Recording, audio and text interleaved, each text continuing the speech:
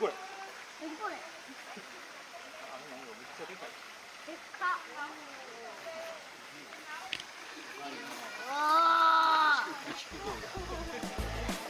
でっかい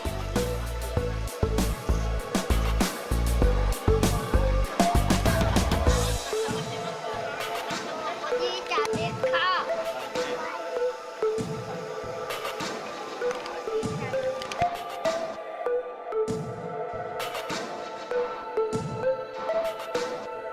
You're listening to Nippon Wired.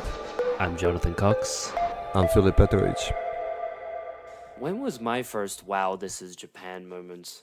This is a hard question.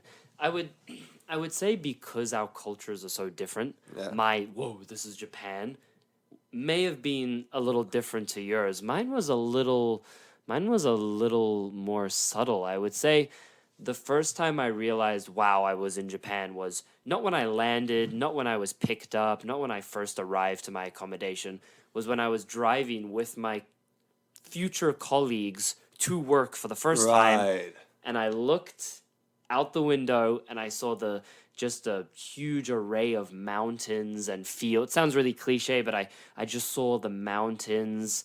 The And- Japanese picturesque kind of scenery, yeah. And I was looking out the window in silence. Everyone was chatting. I was the new guy. I didn't have anything to say to anyone.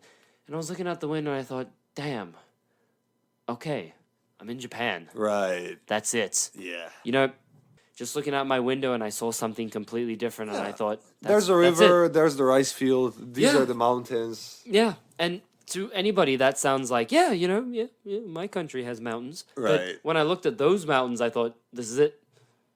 This is it. Now I'm in Japan. Sweet. Yeah. Like when I first came here, my trip was like Tokyo. Yep. One day around Tokyo, second day Nikko, Yep. Kawaguchiko, Chuzenji. We went to Kyoto, Nara, Himeji, and final place was Osaka. I departed from Osaka back towards Serbia. Oh. And when I came on that first weekend, when I came to Osaka, I was like, okay. Again, shout out to Chris Broad abroad Yeah. in Japan. Check that guy out. Have to. He's 50% responsible for getting me here. Oh, like I have a story of my first trip, but you do yours first. Mine Right. also involves Chris Broad, Right. but you do yours first. He's the guy that actually got me interested and wanting to come to Japan.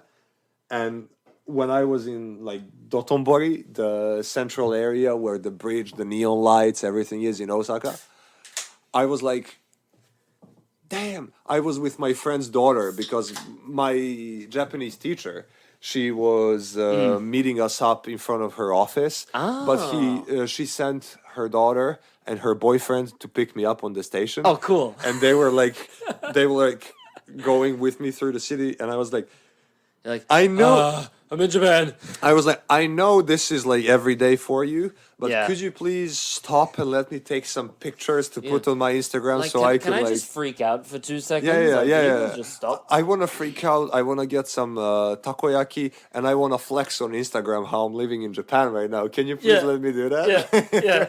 My first trip to Japan, a little lackluster. I was actually studying in Hong Kong for about half a year, and I finally had about 2 weeks off, and I thought, Lucky bastard. oh yeah, that's a whole nother thing. It was amazing. I had a great time. Anyway, I was finally had a week off, and I thought, you know what, screw it. Like Japan's like an hour and a half away. I've heard good things.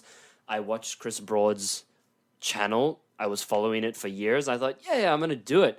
I was taking a bit of Japanese, not too seriously, and I got there, and like long story short, that was it. I also arrived in Osaka for the first time. And one thing that got me about Japan was not the fact that how different it is, but Japan is every stereotype someone has about Japan is real. Yeah, it definitely is. Like, definitely. People say XYZ about Japan.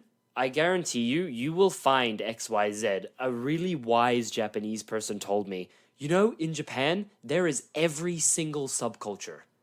Every single subculture exists in Japan.